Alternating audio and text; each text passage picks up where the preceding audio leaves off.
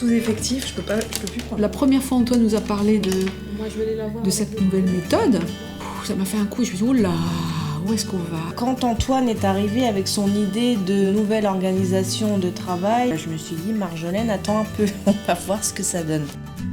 Est-ce que ça va être possible de mettre ça en place? La crainte est quand même là de savoir si on va gérer, tout simplement.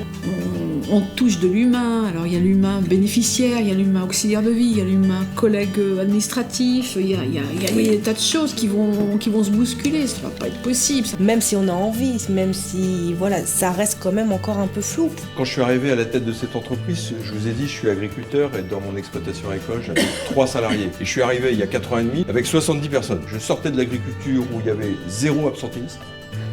0 absentéisme. Je ne sais pas ce que c'est. 0 turnover. Et je suis arrivé à DAP Service au Mans. Là, c'était un choc.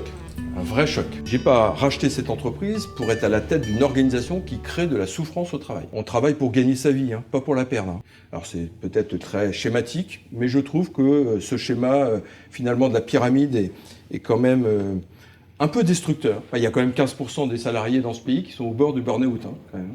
Pas normal, hein. Donc il y a peut-être quelque chose à faire. Donc il faut qu'on se pose les bonnes questions.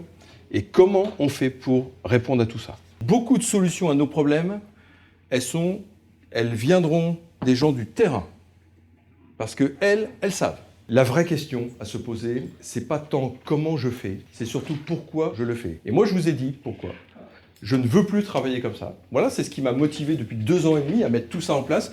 Je ne veux plus travailler comme ça. Et c'est une vraie question fondamentale qu'il faut vraiment se poser parce que si on ne se la pose pas, vous allez construire quelque chose sans fondation. Et quand on construit quelque chose sans fondation, ça s'écroule à un moment donné.